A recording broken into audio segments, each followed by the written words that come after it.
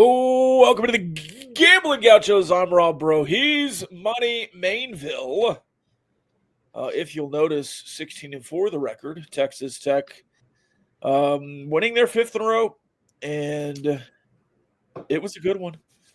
I think both Oklahoma State and TCU were similar in that they felt close, but they didn't feel close, and then they were kind of close, and then they weren't close at the end. So if that made any sense, you're a genius because I'm not.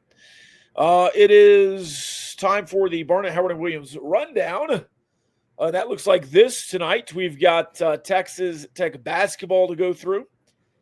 Two more victories on the tally, as I just said. And potentially one on Saturday, though we'll discuss that and talk about it. I don't know.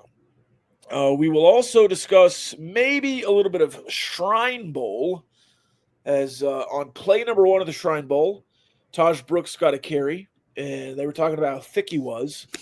And then Bucky Brooks called him a muscle hamster, and then another guy was like 230. Wow. And then on the very next play, while they were still talking about Taj Brooks' quads, Jalen Conyers caught like a 20-yard pass. So first two plays, Red Raiders. We'll also talk Darian Williams' ankle, how that affected TCU, and it will potentially affect Houston. So that's what we have today. We'll also potentially ask a couple of mailbag questions. We'll go for about an hour and see what happens. If we don't get to the mailbag, we'll figure that out. We'll do a special mailbag on Sunday. I'm sure there's some Royal Rumble questions in there just for you, Ryan, as the Rumble happens on Saturday night. And if you get into a rumble on Saturday night after Houston, you can call Barnett, Howard, and Williams. They will help you out if you were either doing the rumbling or getting rumbled. Catastrophic injury or criminal mischief. They can do it all. Family law, Title IX. I don't think that's exactly what catastrophic injury is. I think that's like workers' comp stuff. But if you do get catastrophically injured in like a truck crash on the highway and you want to sue the trucking company, I don't know if that's what it is either. What is catastrophic injury? You know who knows? Barnett, Howard, and Williams. They're the experts. I'm not. So if you need an expert, you can call Barnett, Howard, and Williams. You can find everything you need to know about them at bhwlawfirm.com. They are Red Raider legends through and through. And we are very thankful for Barnett, Howard, and Williams. They've been with us a long time. And if we ever need legal help for, I don't know, paying employees something, I'm sure we can call Barnett, Howard, and Williams. All right, money. Speaking of money, let's see. Let's go all the way back to Oklahoma State. Weird game. Can I say something here? I think Texas Tech played pretty good, considering. I think there were a few guys who didn't have very good games. Maybe Toppin didn't have a great game rebounding wise. I don't have the box score up in front of me, but that's just what I remember from it. But I will say this. It felt like I had heard Oklahoma State was so bad. And then I get in the game and they had a pretty good defense. And I thought they played really well and played hard and played together. I thought they trapped well on the perimeter, and you didn't really get out of some of them like you should have. And I thought they affected your offense more than just your offense was off. Am I wrong there? Now their offense is bad. That was as advertised. Their offense is bad, but I thought defensively they played a good game and affected you more than I thought they might. Yeah, did you catch the final to their game against Kansas State last night? I did see that. They did not affect Kansas State as much as they affected Texas Tech. You know, I think Texas Tech basketball, for whatever reason, is everyone's Super Bowl. And I don't really get that because everyone seems to have their best game against you. What's up with that? Yeah, I don't know. I don't like it, though. I will say this. Arizona. This game was your lowest adjusted offensive efficiency as a team all year. And I think that certainly looked to be the case. at times in this game. I don't think it was always comfortable. Now, what I will say about this game is I think you played sloppy, not your best basketball. I think you played well defensively. Again, this is not a good Oklahoma State team by any means or measure, but you turned them over 22 times. You played really good defense on the perimeter, I thought. 16 to 29 inside, turned them over quite a bit. I thought you looked really good on that end. What's been really funny to me about this game is the reactions from it. Because Texas Tech was running away with this game. And I will admit, it kind of looked like they took their foot off the gas a little bit. You were dominating them and dominated them in the first 10 minutes of the second half. You outscored them 12-4. They looked asleep. They looked like they were ready to not be in Lubbock anymore. They were done. They had recognized defeat. And I think that might have played into your mindset a little bit. And I think you kind of took your foot off the gas, and they kind of give you some energy in the last 10 minutes of that game. They outscore you 23-15. You end up winning by 10, and it certainly got sketchy there for a second. But everyone like clamoring about, oh man, I told you, like, this Texas Tech basketball team is not good. They're not going to make it to the Final Four. They only beat Oklahoma State by 10 points. Their win probability in this game never dropped below 91%. And you had your worst offensive game of the season. And one of the worst with Grant McCaslin as your head coach. Darion Williams plays really bad basketball. Let's just be real. Plays really bad basketball for most of that game. Tweaks his ankle and has to go out. JT Toppin does not have a good game. Elijah Hawkins does not have a good game. And you still end up controlling almost all of that game and winning by 10 points. And so I get the sentiment of like that was sketchy and it wasn't fun, because I think a lot of people can kind of get the sense of what this Oklahoma State team is, and it's not a good team. But hold on, buddy. Hold on, buddy. Whoa. You got something brewing. Hey! What's up, Kyle? Mama, there goes that man. What's up, boys? How you doing? Good. How many episodes did I miss? I just maybe one or two, I think. I thought it was like 2, but people are acting like I retired or something. No, he's a busy man. Dang. How you been? I'm good. Just talking about Oklahoma State. Yeah. On that run you were talking about, Money, right before they went on it, Grant McCaslin was screaming at the team. Basically, hey, don't let them go on a run. And then they went on a huge run. What was that about? It was really funny to me because it was a point in the game, and I was watching the game with my girlfriend, who is a mean green dog.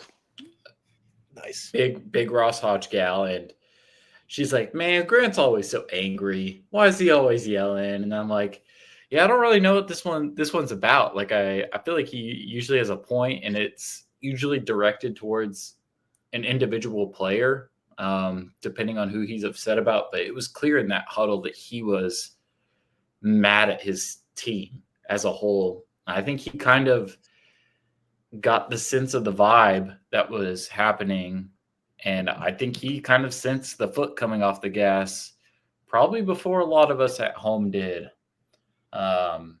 And like right after that, Oklahoma State just rips off a kill shot. I think they go on a 16-1 run at some point in that second half. It was like right after that media timeout, which is hilarious. But I mean, by all means, it's hard not to look at that in hindsight and say, yeah, he probably sensed something, the guy who's with this team more than anybody else, and got a feeling that something was sketchy and tried to get in front of it.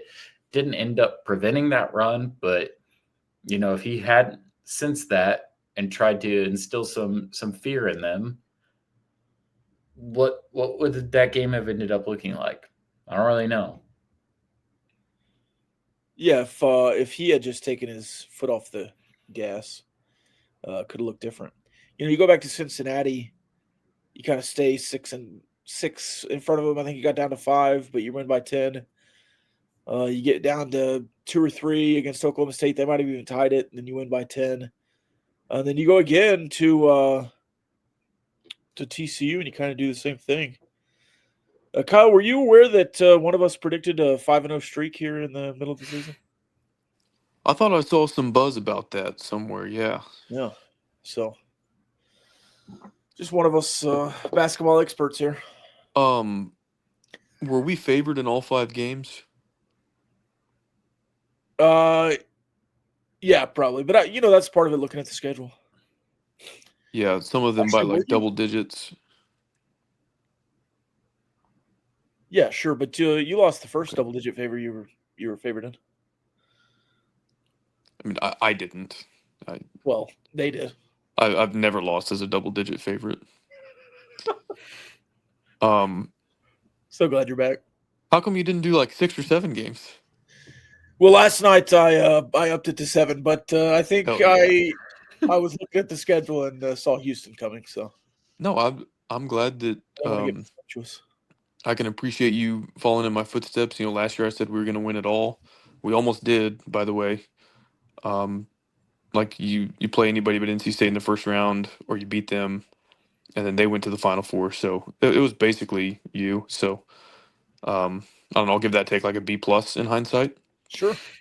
So 5-0, it's not quite the same stakes, but you were slightly more accurate though with the ultimate result of that prediction. If and I told you last week, Money, if Texas Tech took care of business at the end against Oklahoma State and took care of business at the end against TCU, I would extend it. I've now extended it through Baylor. If you beat Houston and Baylor, I don't think you'll win in Arizona. You're not going to win them all. Can I ask y'all a question that I've been giving a lot of thought to? Sure. What do DJ Khaled and Graham McCasland have in common? Money. All they do is get another one. I'll be honest, hand up moment here. I have not been as invested in this basketball season as probably most listeners of this show. But like the amount of panic after losing a couple random non-con games in November, and then the amount of panic after starting 0-1, like sure, against a team that you didn't expect was going to be like top quarter of the Big 12 or whatever. It's like, did y'all forget who this guy is? Mr. like 20 plus wins every year, no matter what, at every level. And I guess it's easy to say that in hindsight, but why are you shocked that we're 6-2? Like I didn't want to start 0-1 either. You played like crap that game. I get it. But I don't know. To me, Graham McCasland is like a low stress regular season head coach. It's college basketball.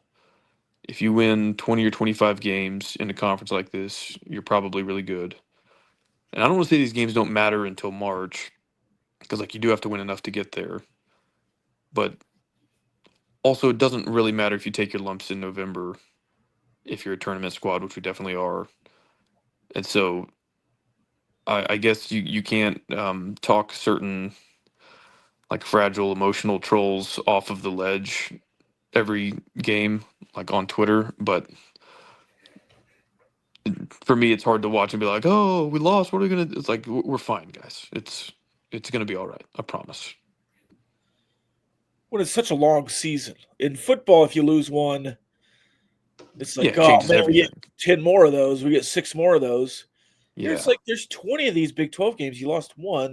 There's 19 left. Let's take a couple of weeks. yeah. You could be the best team in the country and like go 16-4, and like that would be an amazing season. Yeah.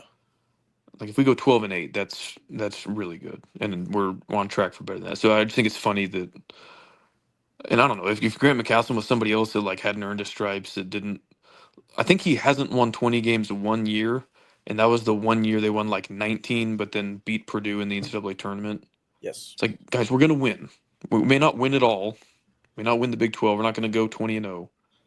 But on the aggregate, when you look back at this 3 months later, like we'll be fine. So calm the hell down on Twitter, would you? Your 4 losses this season, again, 3 of those, or I guess 2 of those, let's keep those in the top tier, have been Iowa State, one of the best teams in the country, Texas A&M, top 20 team in the country, UCF, who either gets completely dog walked or plays top 20 teams right down to the wire, and then St. Joseph's, which is, again, not a great loss, but a top 100 KenPom team. It's not like you lost to Tarleton State. Those 4 losses this season have come by a combined 11 points.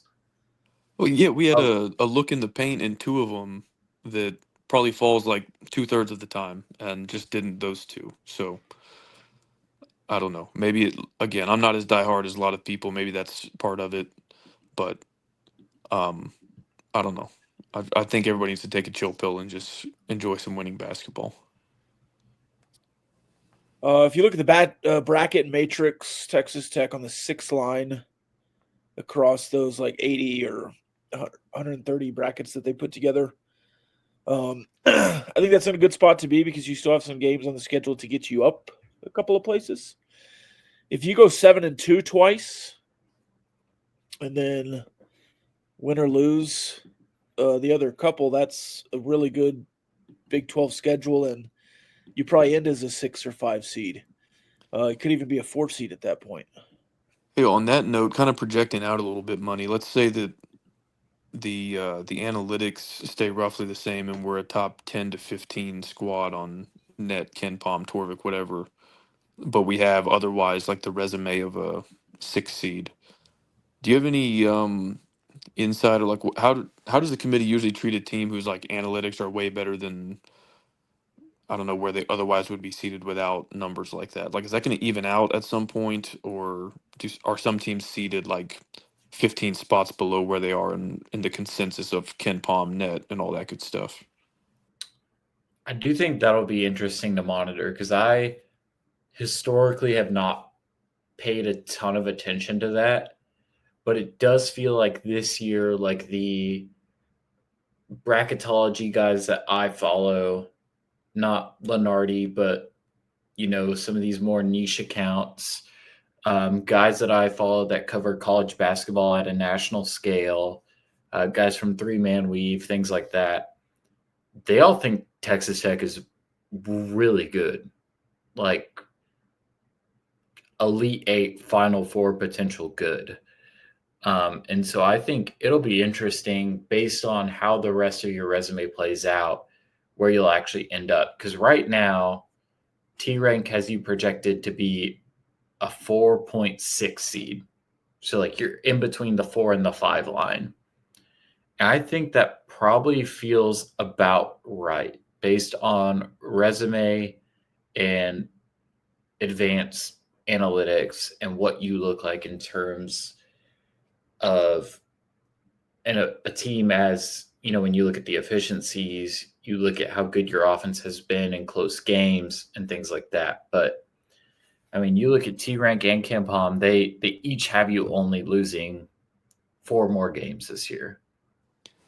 Yeah, I'm curious on that because like I feel like definitely the biggest knock against us is the lack of juice from the non-con, both the slate of games and then because you lost to St. Joe's and A&M, like you didn't even really take advantage of the couple games that would have looked pretty good for you. So I was kind of surprised that like net and Ken Palm and all that, especially net, because I feel like there's so much strength of schedule involved with that. That you rose to the top so fast, and so I don't know. I think the committee gets too bogged down and like, okay, you played 20 games in the best conference in the country, but what happened at a neutral site in November against some random team? And to me, they should much more heavily weigh what happened in February in conference games. But I don't know. I do remember, I think West Virginia, the year that we were lifelong Mountaineer fans for one game, they were like an 8 or a 9 seed. I know they were an 8 or 9 because that's part of why we picked them. They would have had a shot to upset the 1 seed in the next round. But they were like net 19, and they were an 8 or 9 seed. So based on seeding, they were 32 or 36 or somewhere in there. So I don't know. Maybe I don't think we'll fall to the 8 or 9 line the way things are going, but we might have, if you seeded it just based on Ken Palm, we might be like a 3, but in reality, it might be a 6 or something. So I don't know. I'll be curious to see if that evens out at all or if we're a bit of a discrepancy there. Yeah, and that's St. Joe's loss right now, because that's always the key with quadrant wins and losses. Right now, it's a Q2 loss, which is the exact same thing that the UCF loss is. Like, those two losses are lumped together on your resume. Now, St. Joe's is without one of their best players, probably for the rest of the year. So that's probably going to end up dropping down to a Q3 loss, I would guess. But as it stands right now, I think there was a lot of peril and doom and gloom and chicken littling being made about that St. Joe's loss, when in reality, I think that's a decent team that can beat a lot of people in the country and beat you on a final shot on a neutral site where they traveled, I don't know, an hour and a half to get there by bus, and you flew 3.5 hours across the country to get there. Weren't they I just like don't 19 know. for 20 from 3 in the first half that game? Yeah, it's usually something like that. That was ridiculous. And that poor bird just flapping the whole time. It's still the most threes you've allowed in a game this season. Yeah, that was a frustrating game to watch. It was like, okay, we're playing, like they've got the sliders down on easy mode and they're just making every 3. So that sucked, but whatever. You've been well. There's 1 or 2 more games where you're bad from the perimeter defensively, but you've been really good in Big 12 play. I don't know how much of that is, God decided we weren't cursed anymore with the perimeter defense, and Micah Peavy was going to hit 6 of them after making 2 in his career. But I would assume something like that happens eventually. All right, let's get into that TCU game. Speaking of Micah Peavy, he's at Georgetown now, but JT Top, I think JT Toppin might have had a conversation with Coach Gass before the game where Coach Gass said, hey, man, Darian's out. You need to bring the energy in the first half, because Toppin played aggressively. And I think Kerwin Walton probably had the same conversation with Coach Gass, because Kerwin has been so passive this year, playing hot potato at the perimeter with the ball. But he was ducking his head and dribbling into the lane and kicking it out. And he had a heat check 3. It didn't go in, but I thought that was a pretty ballsy shot that he has not taken this year. And he made 2 possessions later. And I think 2 weeks ago, if he takes that first shot, he doesn't take the second one, even though it's wide open. So really happy for Kerwin. I thought he played well defensively as well. And you needed him, I think, to spread that game out there at the end. Yeah, really fascinating game from him. I think there's a lot that we could get into the weeds with, and I did a little bit in my 3 quick thoughts after this game. I dedicated a whole paragraph to Mr. Kerwin Walton. I felt it was only fair after I wrote a well-exaggerated article about his demise this year that I gave him some love after this game, because, I mean, on the box score, it doesn't look like the craziest game. 7 points, 4 assists, 25 minutes. I think a lot of people would look at that and say, oh, whatever, like, sure. But, Rob, I think you hit on something that's really key. It felt like I was watching a different player last night than I had watched from Kerwin Walton all year. The way that he was putting the ball on the floor, forcing himself to get to the rim, kicking it out after he was driving to the rim, not just taking crazy contested layups. It was huge. I mean, this is a guy that's played, I don't know, 140 college basketball games at this point, and he tied his career high in assists last night. He played 24 minutes last night, I think, which is the most he's played against a team with a pulse this year. I think the other two were Northwestern State and Bethune-Cookman. It just looked like a different player. And I kind of tweeted about this last night. And, I wish I had phrased things a little bit differently because I think I could have made my point a little clearer. But you're without Darion Williams in this game, who, whether he's on or he's off that day, kind of sets the tone for this team in terms of what he knows his team needs from a veteran leadership perspective and what he knows this coaching staff expects from veteran experienced players. And when you've had a season like Kerwin Walton has had, I think it would be really, really easy to mentally check out and just kind of say, hey, I'm out of this thing. I'm just going to take my corner threes and, I'm going to play defense the best I can, but, I'm going to play my 10 minutes and I'm going to check out. I think last night it was really telling to watch the film and watch how he competed on defense, watch how he was diving for loose balls, watching how he was dribbling and driving and then kicking out to an open man. I thought he was really the tone setter for this team last night. I thought JT Toppin was awesome. I thought Chance McMillan was really good and certainly played to some of that leadership that you needed as well. But I really feel like Kerwin Walton was your tone setter last night. And I don't think that there's another game this season that I could truthfully say that about. Game 1? Yeah. I mean, Bethune-Cookman, sure. Yeah. But did he hit like 6 threes and then not do anything else the next 2 months? But just pretty crazy. I don't feel like last night was a very weird basketball game. Does anybody else feel like that? Yeah, it didn't feel like you controlled the second half, but the scoreboard says you did. So yeah, you felt very slowed down, which has been a trend in conference play. You played your fastest game of the year against UCF. And since then, you've kind of taken a hard pivot to really slowing it down, which is definitely McCaslin's comfort zone. It's what he's historically stayed in throughout his coaching career at the collegiate level is slow, methodical offenses. But you had like 3 shot clock violations in the first half.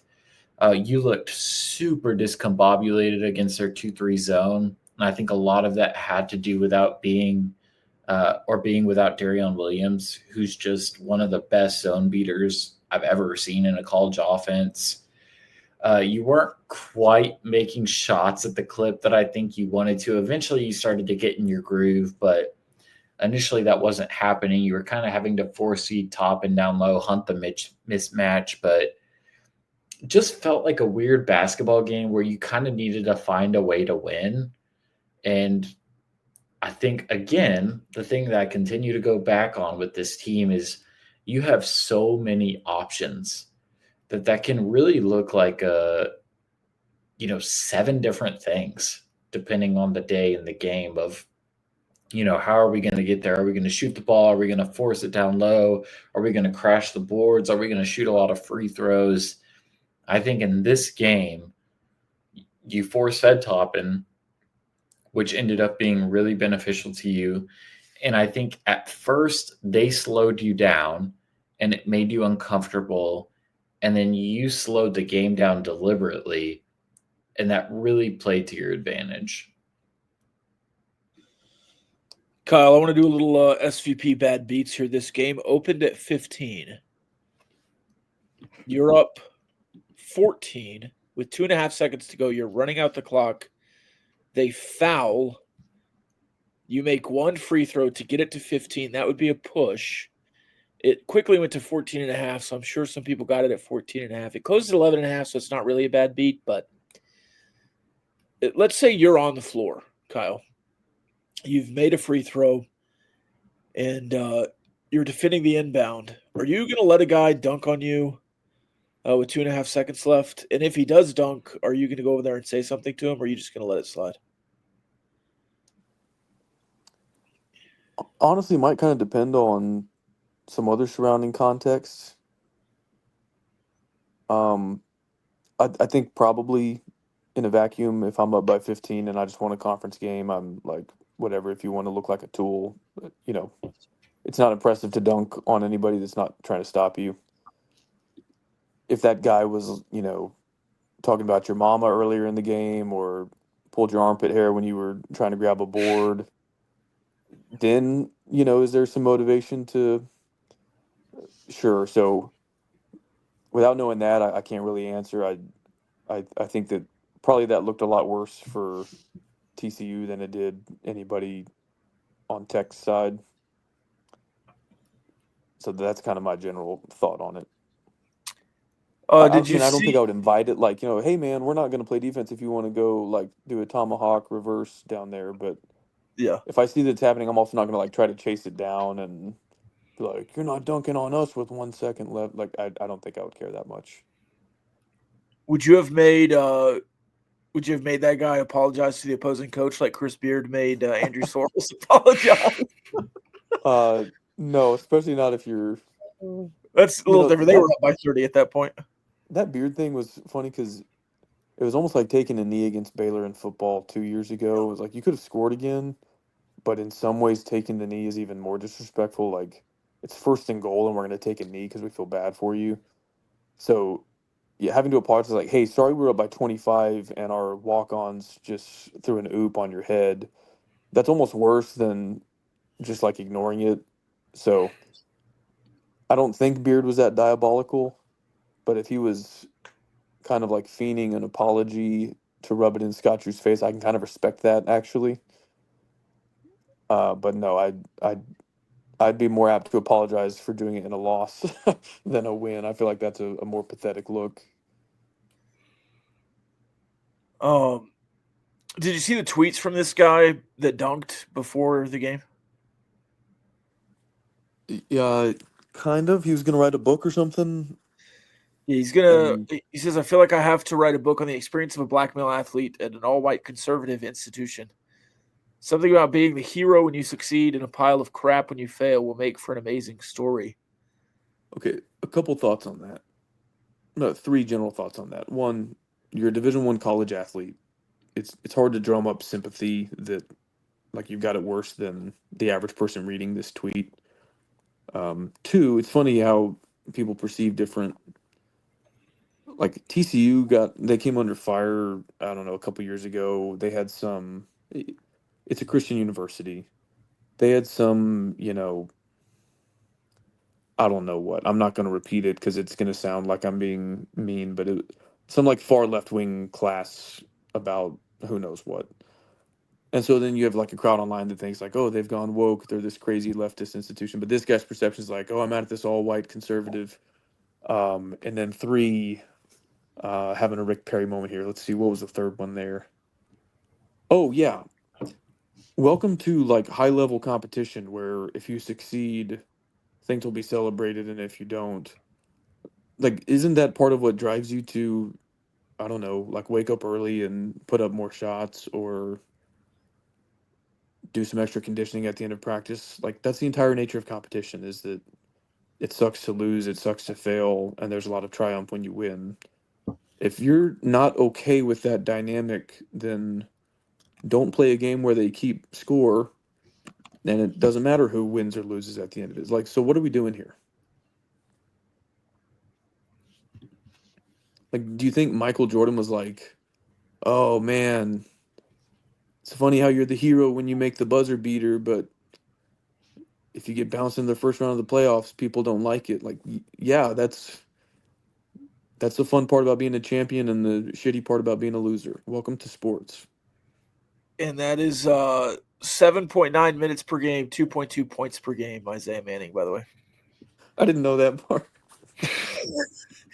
He quoted it later with some quotes of what he's been said. I also think if it's happening in classes, right? Like that's one thing you can blame that on TCU.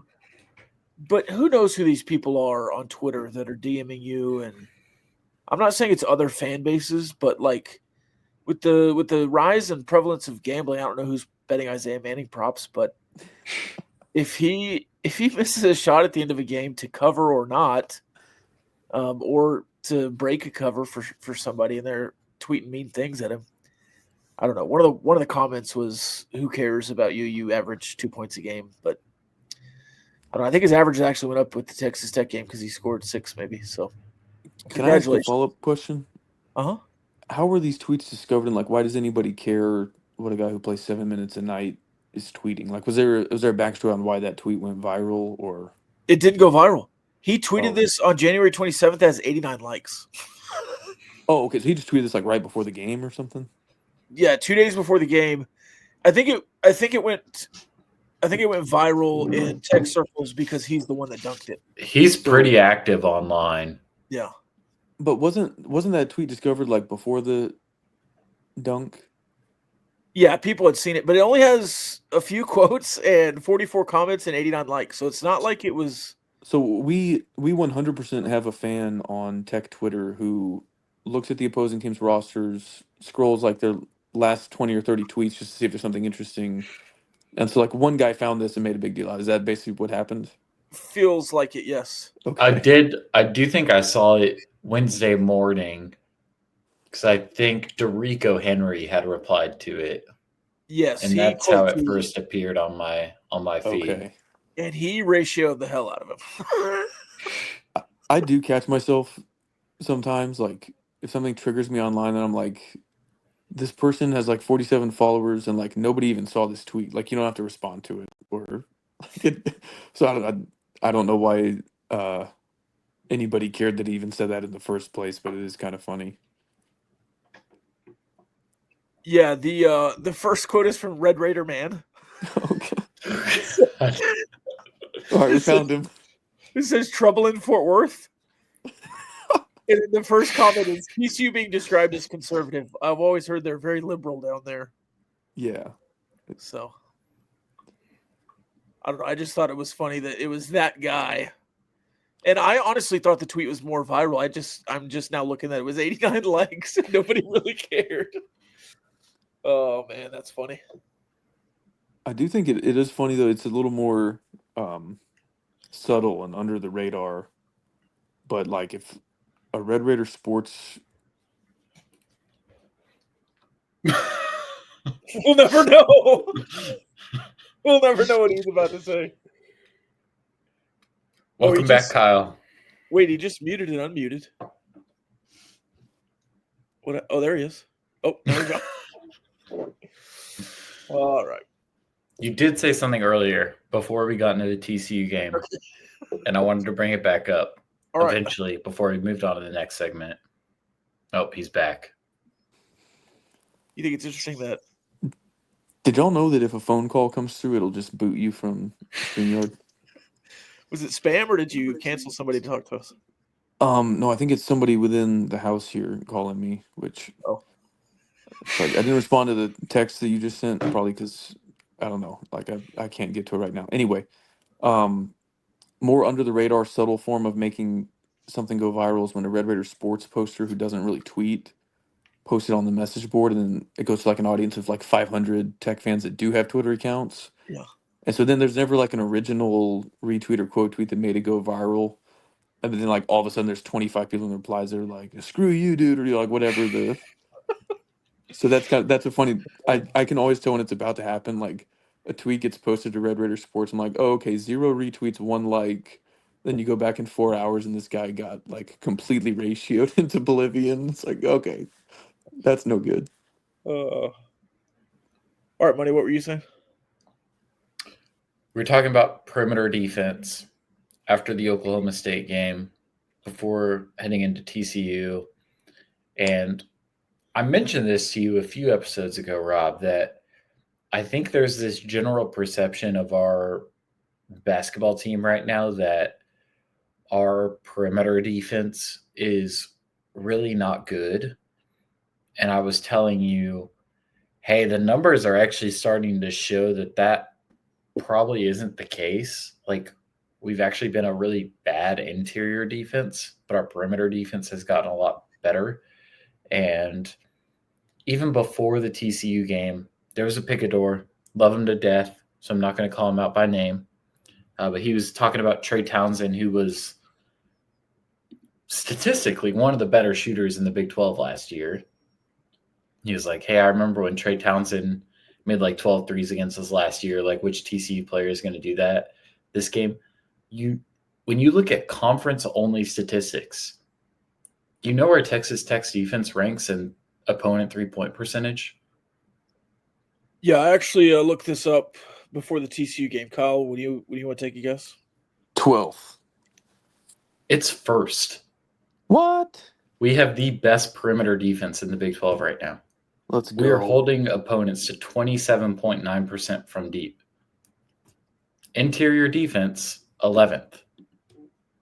But your perimeter defense has been really, really good. And I'll give that a little bit of a caveat. I'll play devil's advocate on myself. I don't think you've gotten into the teeth of your schedule yet. But your perimeter defense so far in conference play has been the best in the Big 12. Yeah, who shoots the three the best? I think you've played maybe one or two teams that shoot it well and didn't shoot it well against you, but I would assume Kansas. Well, I don't know, because Arizona or not Arizona. Houston's not a team that's gonna rain it down from three. I think they can. When there's 5 seconds left, they'll nail two in a row. But I don't know. I mean, is it Arizona because they missed a bunch at the end that they uncharacteristically would have? Conference play, it's BYU Okay. in first, who you have played and beat. Houston is second. UCF is third. You're fourth. Arizona's fifth, and Baylor is sixth. And this is by percentage? Yes. Okay. So Does we Houston played shoot 3 of a the lot? top 5, and we're also in the top 5? Uh-huh. Wow. Does Houston shoot a lot of threes or just high percentage? High percentage mainly.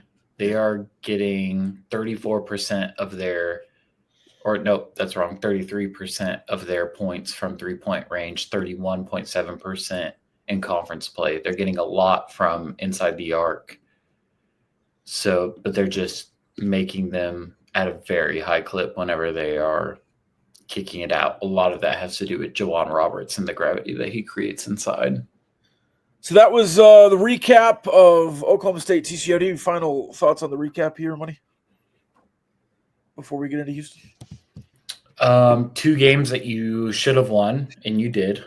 Don't really care about how close they were or how it looked at times.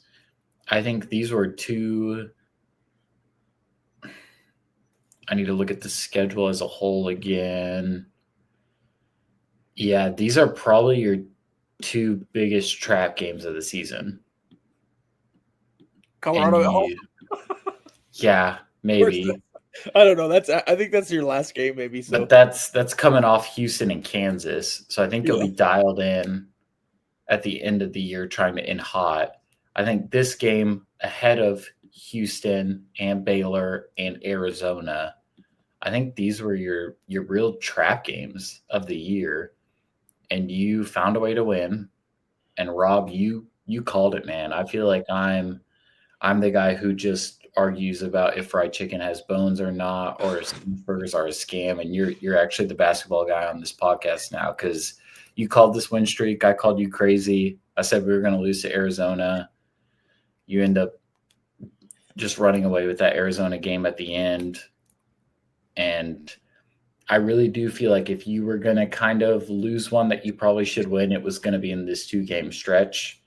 And you got her done. And now you're heading into the Houston game. I think this was Jackson who tweeted this, but I think Houston and Texas Tech are the 2 power conference teams with the longest win streaks in the country right now. Did Chauncey Billups go to Colorado? That sounds right. Do you have a point there? Or? I was just going to say he's not walking through that door, which would be an especially obvious point if he didn't go to Colorado, but if he did. Yes, he did go to Colorado. Oh, let's go. Was he 2002 NBA Finals MVP? 2003? 2004? I just clicked off his page. Let me go back.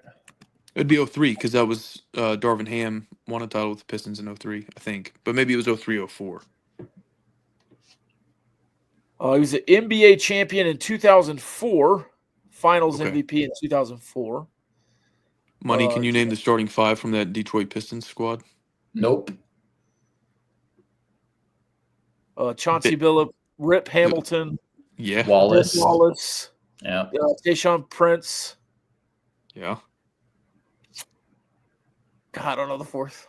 There's another Wallace. Rasheed? Yeah. Let's go. That was a fun roster. Ben Wallace was like Defensive Player of the Year all the time. Yeah. Rip Hamilton had the mask. I loved Rip Hamilton, man. Tayshaun Prince had long arms. Rasheed Wallace was Rasheed Wallace. And then Colorado Tayshaun Buffalo's Prince, legend Chauncey Billups. The longest arms in the NBA, I think. The guy was a freak. I was 4, so I'm going to give myself the benefit of the doubt there. God dang, that makes me feel old. I was a sophomore in high school. I think. Yeah, they beat Shaq and Kobe. Yeah. They did. They ended the three-peat? No, that was the year. I think 2000, 2001, 2002 was the three-peat. With the Spurs. Yeah, that was the ring chasing squad. Like Gary Payton and Karl Malone joined the Lakers. Yep. But they were like, 38. Yeah. Yeah. That roster probably, like, if you took every player in his prime, might be the best roster ever. Prime Shaq, prime Malone, prime Gary Payton, prime Kobe, and then I guess like Devin George or Rick Fox was the small forward. Did you see Karl Malone got in touch with his son? No. All right, we're gonna preview Houston right after this, but first we're gonna let go of our YouTube audience. We'll do this on the Patreon call. Well, but the YouTube audience needs to know that Derek Fisher was coming off the bench for that squad too, and that's not a bad sixth man to have. Derek Fisher, is that previous to because Derek Fisher was the savior when Powell and Kobe won the ring, right? To get to the finals over the Spurs, the 0.3 second. No, two different eras. That was Derek Fisher, but that was like the run I'm talking about, like 02, 03. Right. No, that's what I'm saying. He came off the bench then, and then later was a starter in that second era. So I don't remember that part if that's true. Oh, because he was still on the team later. That is good content, though. We should have saved that for Patreon. I can't believe we're giving that out for free. That's right. Patreon audience will get the preview for Houston on YouTube. Thank you for joining us on the Republic of Football feed. Thank you for joining us. If you want to listen to the rest of this episode, you can on Patreon, patreon.com/gamblinggauchos. $5 a month, you get the mailbag, you get the previews, and the number one Discord server in the world, maybe. I don't know. Who's to say? Who's to fact check that? It's a very good Discord, very active. And Mark Zuckerberg's not going to fact check it. Zing. Nope, he's not. They don't have those anymore. We're very diverse. We have a lot of equality. So you can check us there. Very inclusive there. You can check us at Discord via the Patreon, patreon.com/gamblinggauchos. Let's see. 48.55 cut. All right, let's preview Houston.